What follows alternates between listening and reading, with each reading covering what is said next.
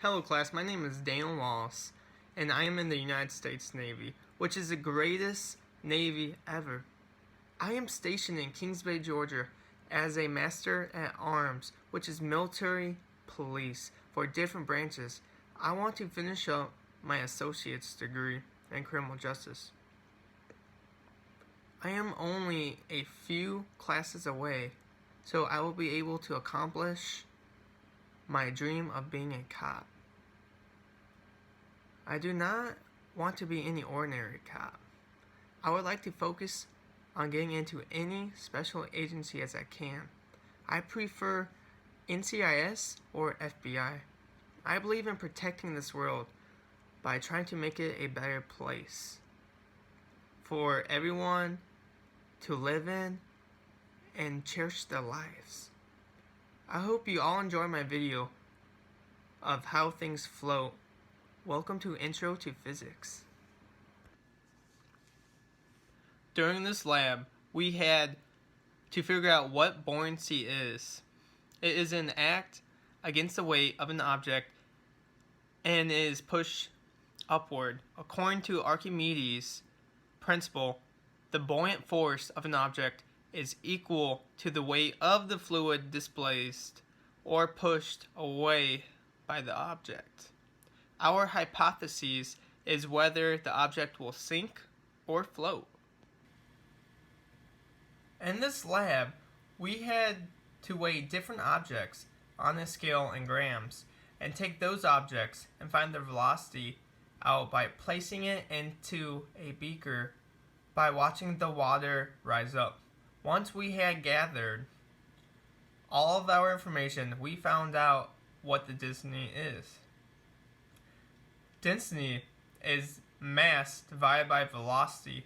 Once after that, you will have to figure out the object will be able to float or not. For example, I'm going to show you how this lab works. I'm going to take this piece of wood and I'm going to weigh it on the scale, which we get 13.30 grams. And once we have gathered our mass, I will be able to get our velocity by dropping our piece of wood into the beaker, as so, which we got 15.6 centimeters cubed. After that, we'll be able to check our hypotheses, which if it was able to float or not, and which the object will be able to float.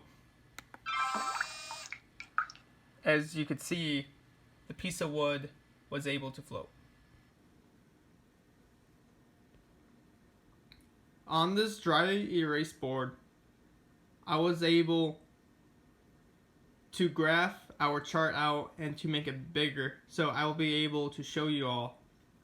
I was able to make the equation of density equals mass divided by velocity, which we were able to have our density columns. But first, we had to, for example, we had to find the mass of wood, which was 13.3 grams, and the volume was 15.6. Once we took 13.3 divided by 15.6, it equaled 0.85 grams over centimeters cubed. By looking at our chart, we are able to see that if the volume of the water is higher than the mass of an object, it will be able to float. But if the volume of the water is lower than the mass of an object, the object will not float. In conclusion, in this experiment, we are able to see if the object is less dense, then it is more likely that the object will be able to float.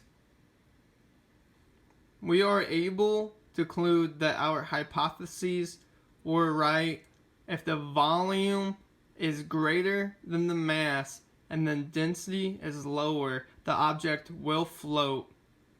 And if the volume of the water is lower than the mass of the object and the density is high, the object will not float.